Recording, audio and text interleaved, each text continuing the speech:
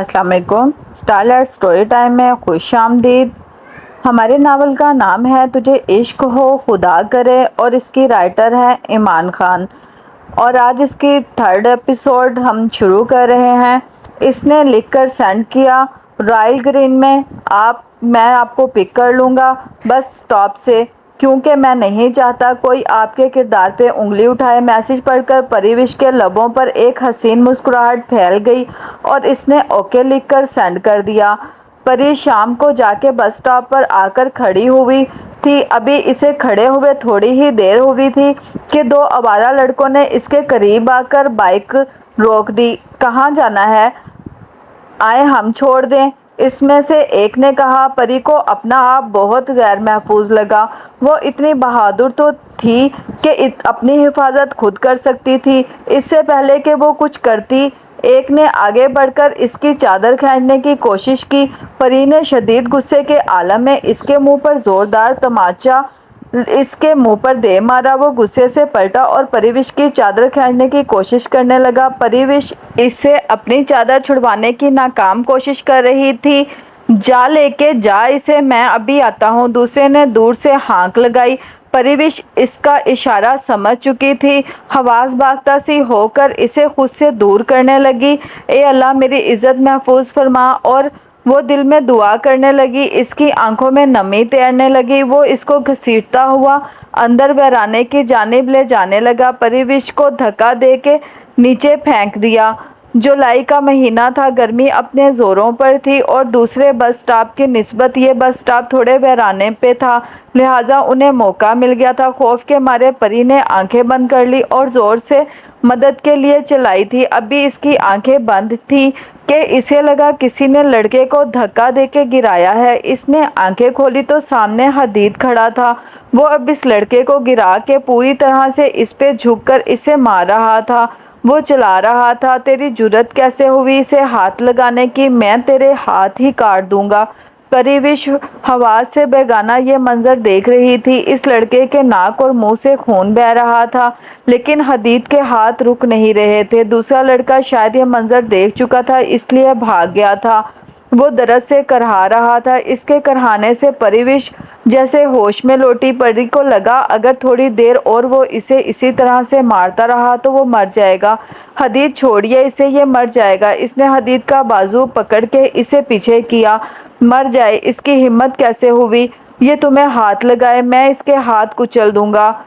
اس نے اپنا پاؤں اس کے ہاتھ پہ رکھ دیا۔ وہ چلا اٹھا۔ حدید چلیے پلیز پلیز چلیے، وہ رو دینے کو تھی۔ حدید نے اسے وہیں چھوڑا اور ابھی آگے بڑھا ہی تھا کہ یکدم ٹھٹکا۔ پری کے سر کی چادر اس نے دیکھا وہ قریب ہی پڑی تھی۔ اسے ہوش نہیں رہا تھا چادر کا بھی۔ اس نے آگے بڑھ کر چادر اٹھائی اور اس کے سر پر اڑا دی۔ اس نے بے یقینی سے حدید کو دیکھا اور چادر سے خود کو ڈھانپ لیا اور اس کے پیچھے چلنے لگی۔ زندگی میں پہلی بار اسے اپنا آپ محفوظ لگا۔ حدید نے پریوش کو گاڑی میں بٹھایا اور خود پانی کی بوتل لینے چلا گیا۔ اس نے بوتل پریوش کی جانب بڑھائی جسے اس نے خاموشی سے تھام لیا۔ اس کی نظریں ایک غیر مرئی نقطے پر جمی تھیں۔ حدید نے گاڑی سٹارٹ کر دی۔ حدید، پری نے اسے پکارا۔ اگر آپ نہ ہوتے تو کیا ہوتا؟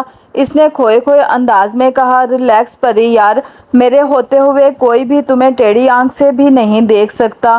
وہ آنکھیں ہی نکال دوں گا جو تم پہ اٹھیں، اس نے سنجیدگی سے کہا۔ وہ خاموش رہی۔ حدید مجھے گھر ڈراپ کر دیں، بس میں اب آرام کرنا چاہتی ہوں۔ اس نے اپنا ماتھا مسلا۔ ٹھیک ہے۔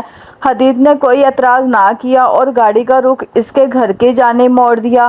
پریوش اسے راستہ سمجھانے لگی۔ جب وہ اترنے لگی تو حدید نے اسے پکارا، سنو پری۔ اس نے پلٹ کے حدید کی آنکھوں میں دیکھا۔ بے شک تم ایک بہت مضبوط عورت ہو، لیکن پری میری بات یاد رکھنا، یہ دنیا ایک جنگل ہے جس میں مرد درندہ ہے، ایسا جانور جو دھاک لگائے بیٹھا رہتا ہے اور جیسے ہی کوئی جانور اس کے شکنجے میں آتا ہے اس پر جھپٹ جاتا ہے۔ ہمارے ارد گرد بہت سے ایسے جانور ہیں، اور عورت جتنی بھی مضبوط ہو مرد کے بغیر کچھ نہیں ہے۔ میں تمہیں ہمیشہ تحفظ دوں گا۔ تم میری محبت بعد میں ہو، پہلے میری عزت ہو۔ میں تمہارے جواب کا منتظر رہوں گا حتیٰ کہ آخری سانس تک۔ وہ اپنی کہہ کے رکا نہیں، پری کو پتھر بنا چھوڑ کے گاڑی بھگا کے لے گیا۔ پریوش جیسے ہی اندر داخل ہوئی، ستارہ بیگم اس کی حالت بھانپ گئی۔ وہ انہیں کچھ ٹھیک دکھائی نہیں دے رہی تھی۔ انہوں نے اسے پانی دیا جو اس نے خاموشی سے پی لیا۔ وہ اپنی اس پریشانی میں ماں کو شریک کر کے انہیں بھی پریشان نہیں کرنا چاہتی تھی۔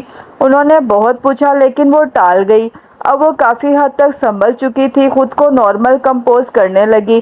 جب بھی وہ آنکھیں بند کرتی، دن والا منظر اس کی نظروں میں گھوم جاتا۔ واقعی عین وقت پہ حدید نہ آتا تو کیا ہوتا؟ اس سے آگے وہ کچھ سوچنا نہیں چاہتی تھی۔ حدید ٹھیک کہتا ہے، عورت مرد کے بغیر کچھ نہیں۔ وہ بھی اکیلے چلتے چلتے تھک گئی تھی۔ اب وقت آ گیا تھا کہ وہ کوئی بڑا فیصلہ کرے۔ رات کے کھانے کے وقت آخر اس نے ہمت کر ہی لی۔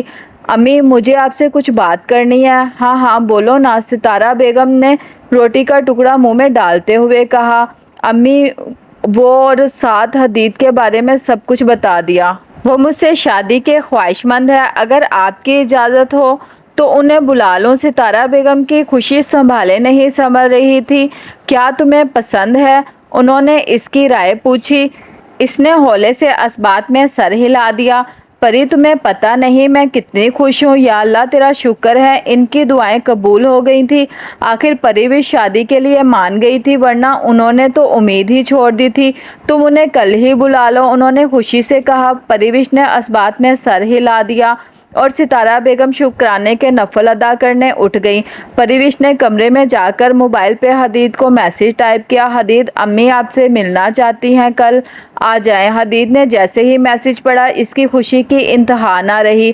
بالآخر وہ پریوش کو منانے میں کامیاب ہو ہی گیا تھا۔ وہ یہ نہیں جانتا تھا کہ اس کی امی مان جائیں گی یا نہیں، مگر وہ اتنا ضرور جانتا تھا کہ وہ انہیں منا لے گا۔ اوکے ٹھیک ہے، میں کل آ جاؤں گا صبح، اور ساتھ ہی مسکراتا ہوا باہر نکل گیا۔ اسے کچھ بھی ایسا کرنا تھا کہ اس کی امی انکار نہ کر سکے۔ جو ٹائم پری نے حدید کو دیا تھا، ٹھیک اسی وقت وہ ان کے گھر کے باہر کھڑا تھا، اور ساتھ میں آتے ہوئے اس نے شامیر کو اطلاع دی تھی۔ چونکہ شامیر شہر سے باہر تھا، لیکن اس نے جمل کو بھیج دیا تھا۔ اس نے ساتھ میں بہت سے ملازمین کو لایا تھا جن کے ہاتھوں میں مٹھائیاں اور دیگر تحفے تحائف تھے۔ اس کا بس چلتا تو وہ ساری دنیا خرید لیتا۔ اس نے دروازے پہ ہلکی سی دستک دی۔ دوسری بار دستک دینے پہ آخر دروازہ کھل ہی گیا اور ایک 60-70 سال کی عورت باہر جھانکی اور انہیں ادھر لے آئی۔ مگر گھر چونکہ چھوٹا تھا، لیکن اس گھر کی صفائی ستھرائی دیکھ کے اس گھر میں رہنے والی عورتوں کے سگڑاپے کی نشاندہی کرتا تھا۔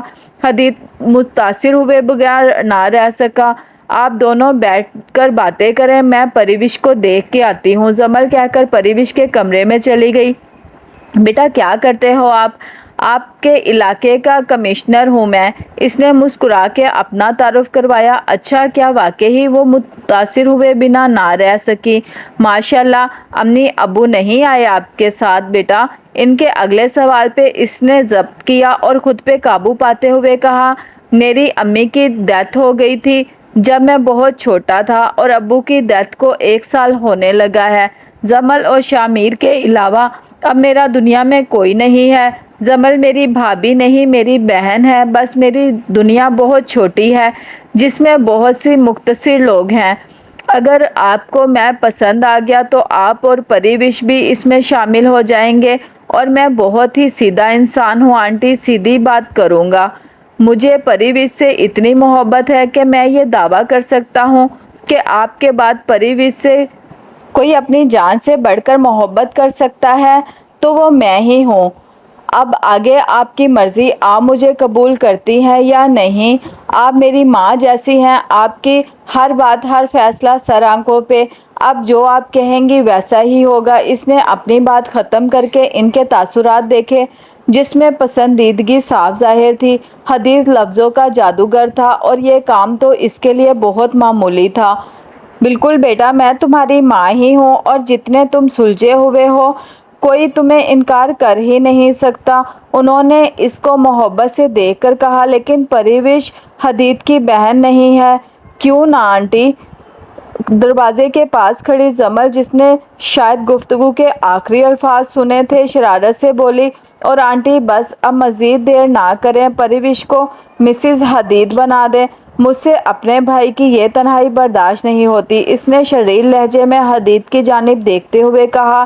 بس رکھ لیں اس جمعے کی تاریخ۔ زمل نے اپنی طور پہ بات ہی ختم کر دی۔ بیٹا 1 ہفتے تو بہت جلدی ہے، اتنی جلدی تیاری کیسے ہوگی؟ وہ واقعی فکر مند تھی۔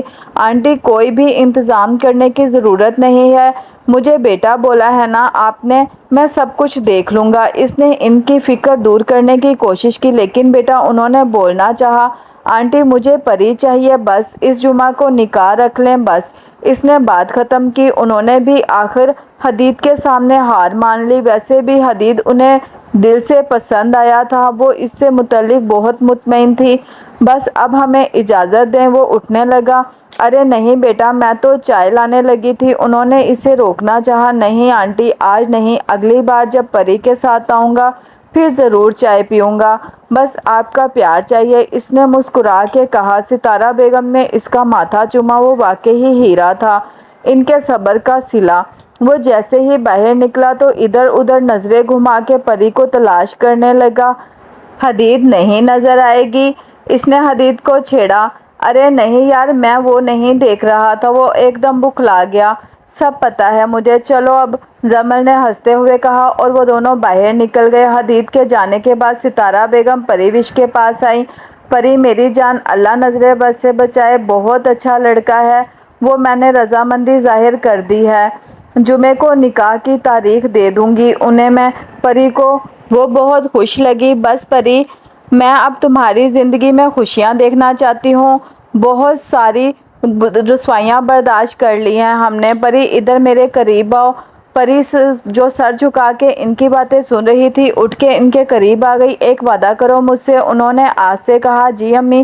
اس نے نظر اٹھا کر ان کی طرف دیکھا۔ تم حدید کو اپنے یا میرے ماضی کے متعلق کچھ نہیں بتاؤ گی؟ انہوں نے کچھ اس انداز سے کہا کہ پری کو سمجھ نہ آئی کہ انہیں کیا کہے۔ لیکن امی یہ تو دھوکہ ہوگا، جھوٹ ہوگا نا، اور ان کی محبت یا اتنی کمزور ہے کہ وہ میرا ماضی جاننے کے بعد مجھے چھوڑ دیں گے؟ اسے امی کی بات سے سخت اختلاف تھا، وہ جھوٹ کی بنیاد پہ کوئی رشتہ قائم نہیں کرنا چاہتی تھی۔ پری لڑکوں کی محبت اتنی ہی کچی ہوتی ہے، وہ عورت کی کوئی غلطی معاف نہیں کرتے ہیں، چاہے ماضی میں ہی کیوں نہ ہو۔ وہ یہ جاننے کے بعد کہ تم ایک طوائف کی بیٹی ہو، تمہارے کردار پر انگلی اٹھائے گا، تمہیں عزت نہیں دے پائے گا۔ پری خدا کے لیے میری بات مان لو، میں تمہارے بھلے کے لیے کہہ رہی ہوں۔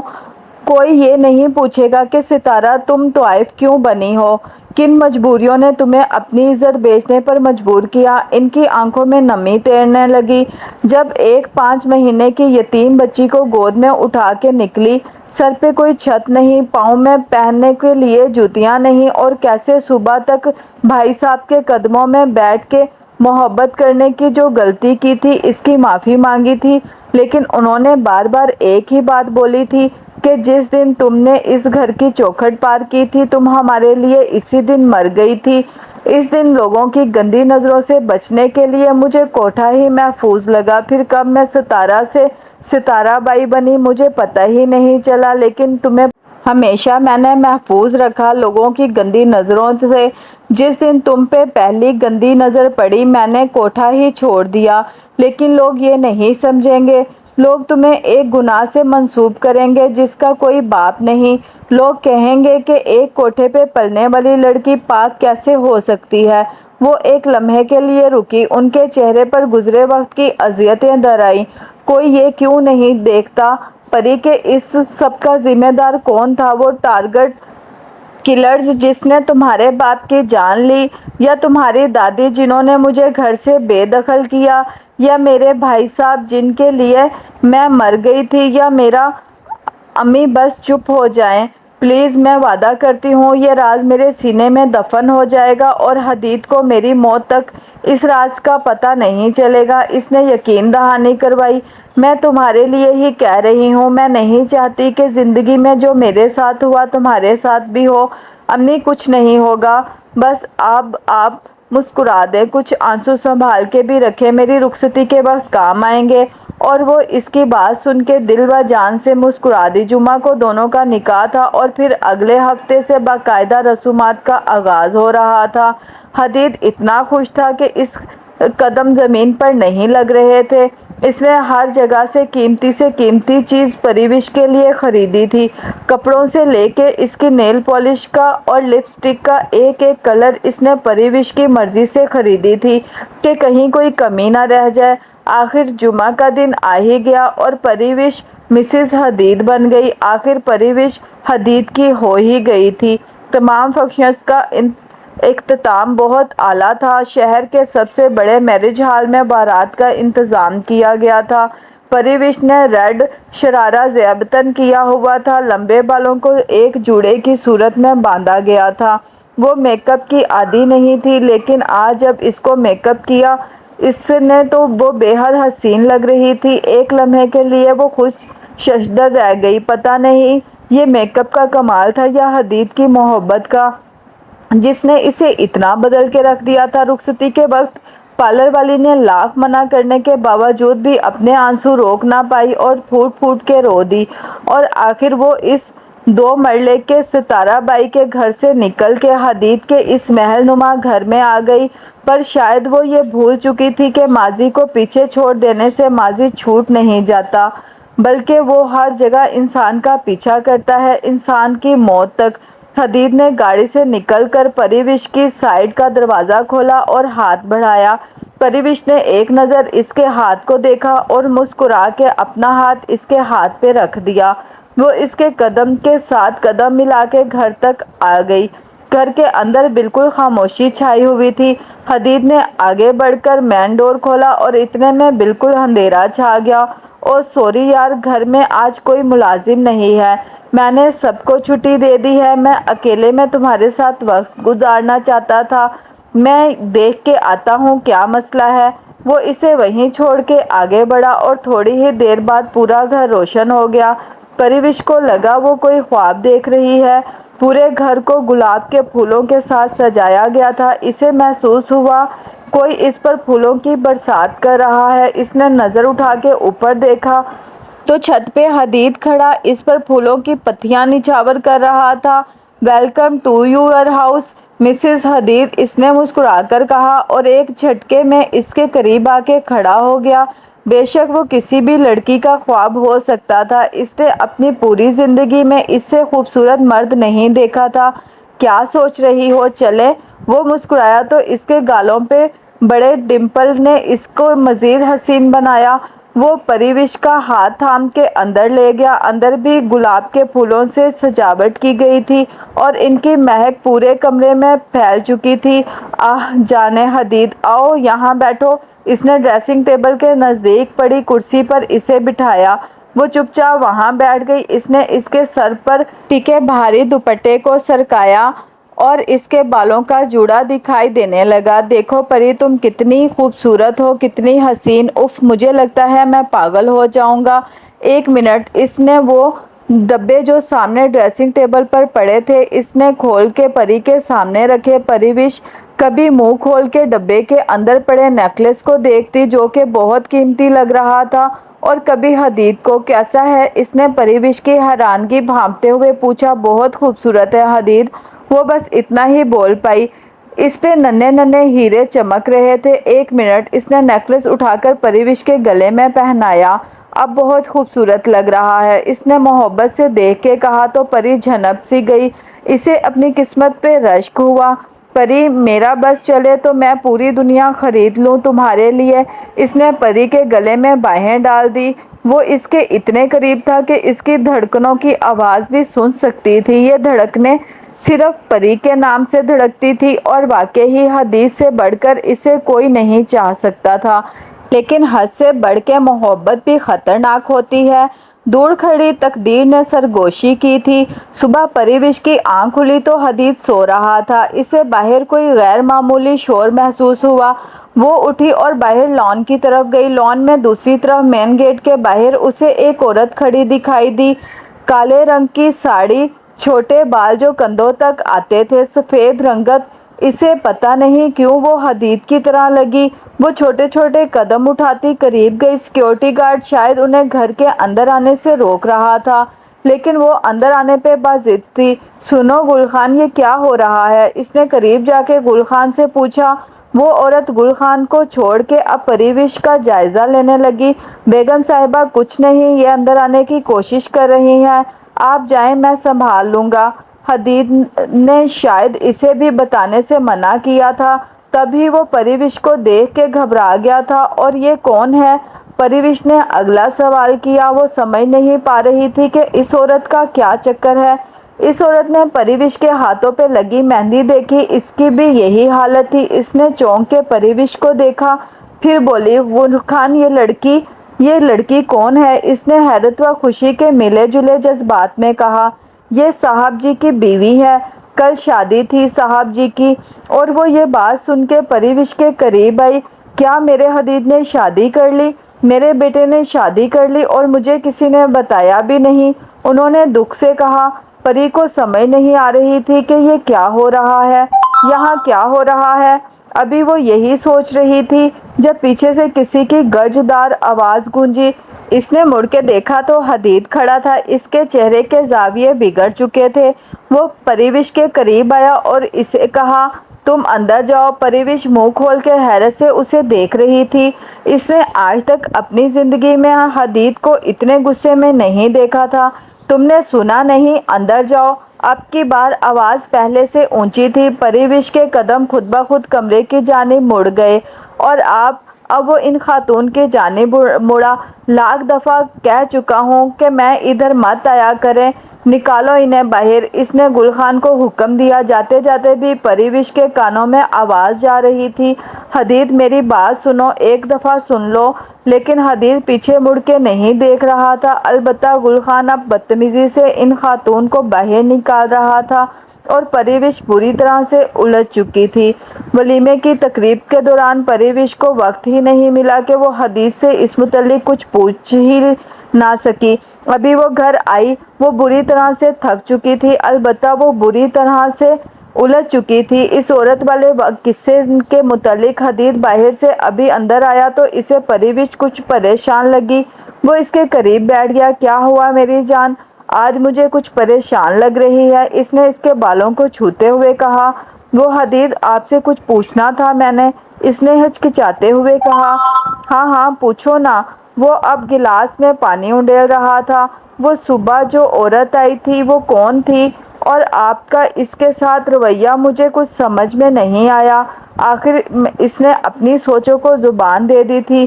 پریوش نے دیکھا اس کے ہاتھ ساخت ہوئے تھے۔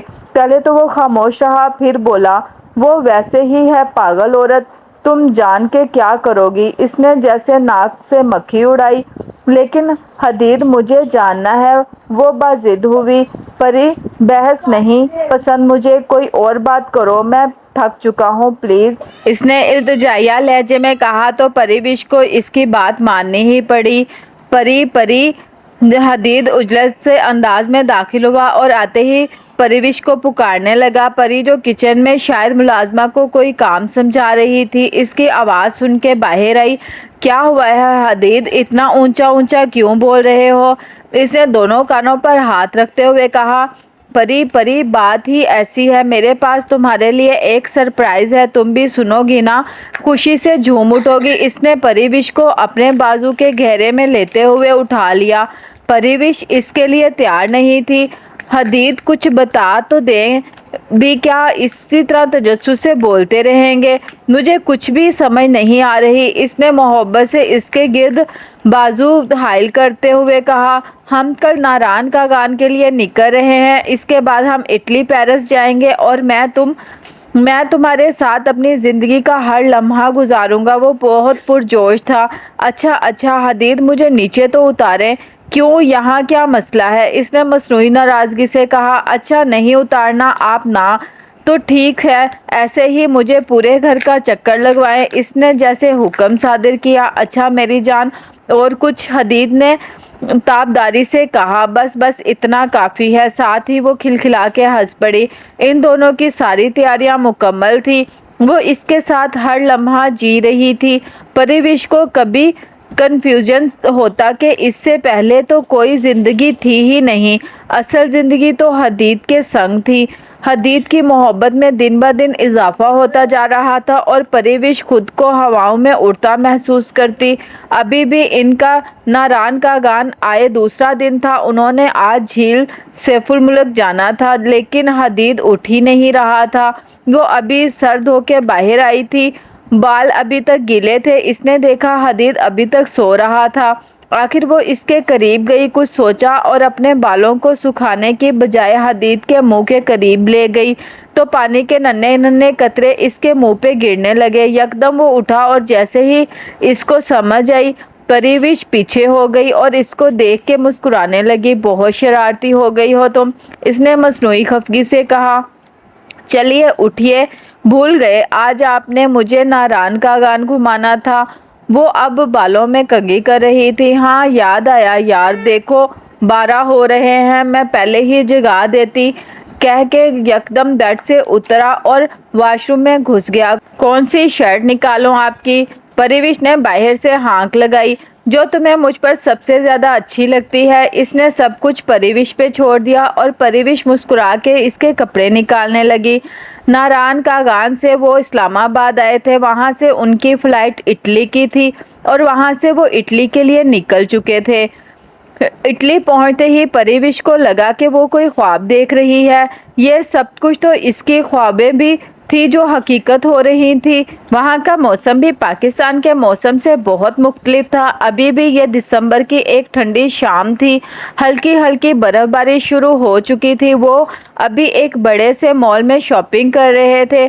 حدید یہ جوتی مجھ سے باندھے نہیں ہو رہی، پلیز اس بیگ کو پکڑ لیں، پریوش نے اکتائے ہوئے لہجے میں کہا۔ دکھاؤ پاؤں کے بل زمین پہ بیٹھ گیا اور اس کے خوبصورت پاؤں کو اپنے ہاتھ میں لے کے اس کی جوتی باندھنے لگا۔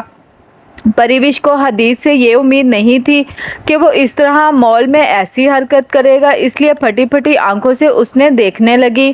ہو گیا۔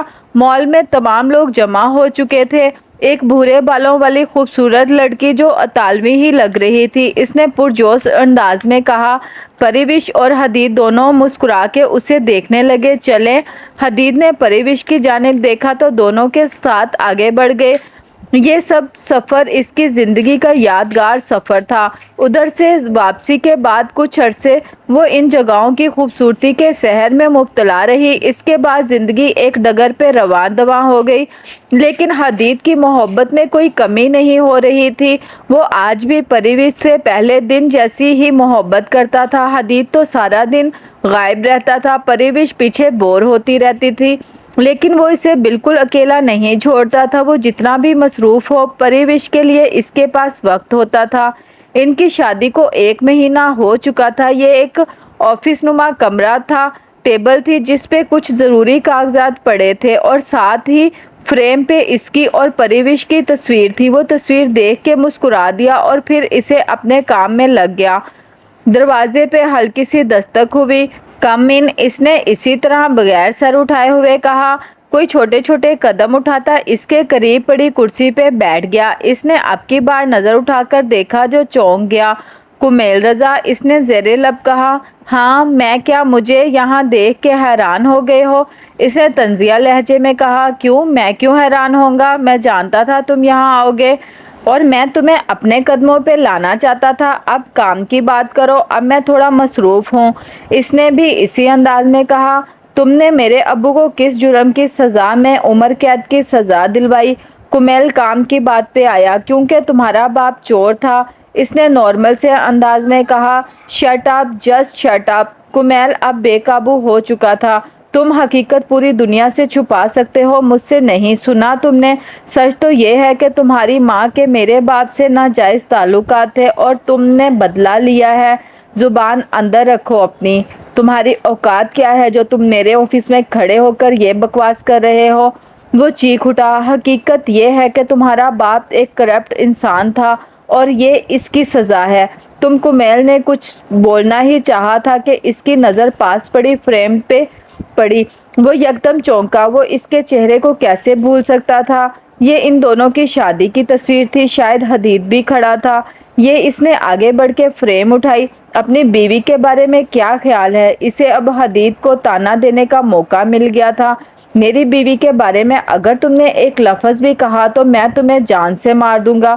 میری بیوی ایک باکردار عورت ہے۔ اس نے کمیل کا گریبان پکڑ لیا۔ ہٹو، چھوڑو مجھے، تمہیں تمہاری باحیا بیوی کے کرتوت دکھاؤں۔ اس نے ایک ادا سے اس کے اپنا سیل فون نکالا۔ اس کی عادت تھی کہ وہ جب بھی کسی لڑکی سے تعلق رکھتا تھا تو اس کی تصویر اپنے پاس محفوظ کر لیتا تھا، اور پریوش نے تو اس کے منہ پہ تھوکا تھا۔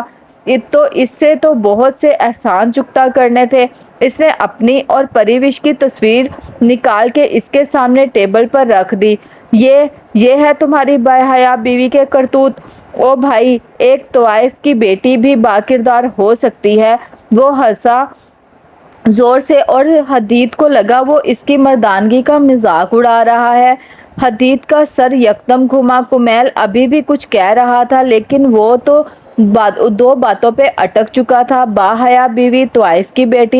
او میرے خدا، وہ کچھ کہہ کے ابھی جا چکا تھا۔ حدید زندگی میں پہلی بار ہارا تھا۔ وہ جواب نہیں دے پایا۔ اس نے سر تھام لیا۔ وہ جیسے ہی ہوش میں آیا اس کی رگیں تن گئی۔ وہ گاڑی کی چابی ہاتھ میں لے کے باہر نکل گیا۔ حدید کی سوچنے سمجھنے کی صلاحیتیں مفلوج ہو چکی تھی۔ اس کا بس نہیں چل رہا تھا کہ وہ یا تو خود کو ختم کر دے یا پریوش کو جان سے مار دے۔ عموماً ہماری زندگی میں کچھ ایسی باتیں ہو جاتی ہیں جس کا انسان گمان بھی نہیں کر سکتا۔ ایک ایسا انسان جس کے بارے میں انسان یہ سوچتا ہے کہ وہ ہمارے یقین کو تار تار نہیں کر سکتا، جس پہ ہماری اپنی ذات اندھا یقین کرتی ہے۔ اگر ہمیں علم ہو کہ وہی انسان ہمارے یقین کو کچل چکا ہے تو انسان کی ایسی ہی حالت ہوتی ہے۔ آخری راستہ ختم ہوا اور وہ تیزی سے گھر کے اندر داخل ہوا۔ اس نے نظریں دوڑا کے پریوش کو ڈھونڈنے کی کوشش کی۔ وہ چلایا، پریوش، پریوش، باہر آؤ، ٹھیک ایسے ہی جیسے وہ تب چلایا تھا جب اس نے پریوش کو سرپرائز دینا تھا، لیکن آج کچھ بدلا ہوا لہجہ تھا، کوئی بدلا انداز، کچھ ایسا جس نے پریوش کو اندر تک ہلا کر رکھ دیا۔ وہ بھاگتی ہوئی کمرے سے نکلی اور سیڑھیاں اتر کے اس کے روبرو کھڑی ہو گئی۔ حدید کی حالت دیکھ کے وہ لرز گئی۔ اس کی لال آنکھیں، بکھرے بال، وہ کہیں سے بھی وہ پہلے والا حدید نہیں لگ رہا تھا۔ حدید، آپ کو کیا ہوا ہے؟ یہ کیا حالت بنا رکھی ہے آپ نے اپنی؟ پریوش کو سمجھ نہیں آ رہی تھی کہ وہ اس حالات میں کیا کہے۔ صبح تو وہ ٹھیک گیا تھا اور دن میں 2-3 دفعہ اس نے کال بھی کی تھی، اور اب وہ اچانک سے اپنے وقت سے پہلے آ گیا گھر۔ وہ اتنے غصے میں لگ رہا تھا۔ یہ سب پریوش کی سمجھ سے باہر تھا۔ میں آپ کے لیے پانی لاتی ہوں۔ پریوش کو اس وقت یہی سوجی، ہو سکتا ہے اس کی طبیعت ٹھیک نہ ہو۔ وہ جانے لگی کہ پیچھے سے حدید کی گرجدار آواز گونجی، تم مجھے تھوڑی سی زہر لا دو پریوش۔ پریوش نے حیرت سے حدید کی طرف دیکھا۔ حدید، آپ کیسی باتیں کر رہے ہیں؟ ٹھیک کہہ رہا ہوں میں۔ میرے جیسا مرد جس کی عزت غیرت ایک بدکردار عورت ہے، ایسی عورت ہے جس کے بارے میں ایک غیر مرد یہ رائے دیتا ہے کہ کسی زمانے میں یہ میری گرل فرینڈ تھی۔ پریوش کو لگا زمین پھٹی ہے اور وہ اس میں اتر گئی ہے۔ ایک منٹ، گرل فرینڈ کچھ ٹھیک نہیں لگ رہا ہے۔ ایک طوائف ٹھیک رہے گا۔ طوائف کی بیٹی طوائف ہی ہوتی ہے نا؟ پریوش پھٹی پھٹی آنکھوں سے اسے دیکھ رہی تھی۔ ایسے کیا دیکھ رہی ہو؟ سوچ رہی ہو نا کہ تم نے تو مجھے یہ سب نہیں بتایا، تو پھر مجھے کیسے پتا چل گیا؟ وہ اب پرسکون انداز میں صوفے پر براجمان ہو چکا تھا۔ یار، ملا تھا تمہارا آج مجھے کمیل، جس نے تمہیں ٹھکرا دیا تھا، تمہارے کرتوت بتانے کے لیے ملا تھا شاید۔ پری کی جان نکل رہی تھی، ایسے جیسے کوئی اس کی جان بہت بے دردی سے نکال رہا تھا۔ تم نے یہ ثابت کیا ہے کہ تم ایک نہایت گھٹیا عورت ہو، ایک طوائف کی بیٹی ہو اور ایک بدکردار عورت ہو۔